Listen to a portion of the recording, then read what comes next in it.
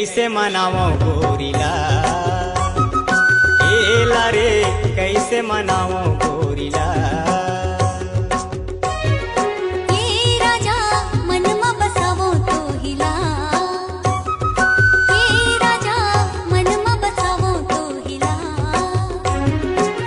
निंदिया चुरावो जेकर सपना सजावो जेकर, निंदिया चुरावो जेकर सपना सजावो जेकर, 16 बसर के टूरिला।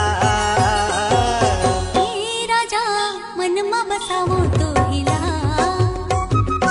एला रे कैसे मनावो गोरिला।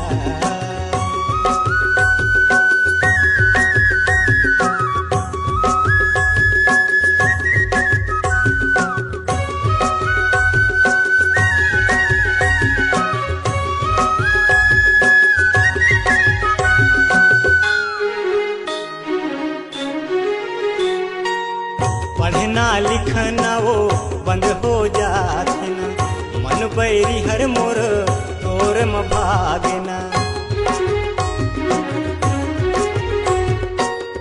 आँखी के पुतेरी माँ तोला बसाएगा, अंगठी के मुंदेरी माँ तोला सजाएगा। नहीं तो भुलावो एला दिल में बसा हाँ तोला, नहीं तो भुलावो एला दिल में बसा हाँ तोला, बैठे मयारू गोरिला। ये राजा मनमा बसावो तो हिला, एला रे कैसे मनावो गोरिला।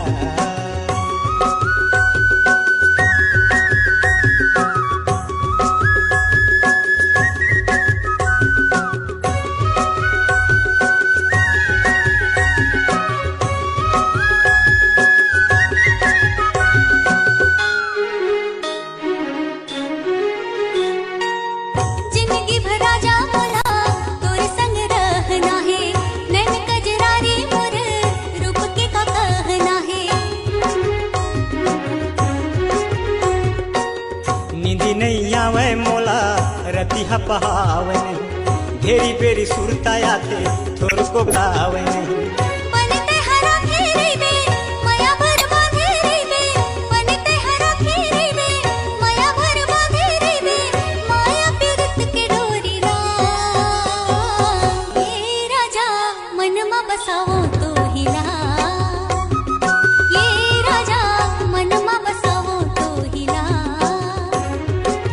निंदिया चुरावो जेकर सपना सजावो जेकर, निंदिया चुरावो जेकर सपना सजावो जेकर, 16 बसर के टूरिला। ये राजा मनमा बसावो तो हिला, एला रे कैसे मनावो गोरिला। ये राजा मनमा बसावो तो हिला। एला रे कैसे मना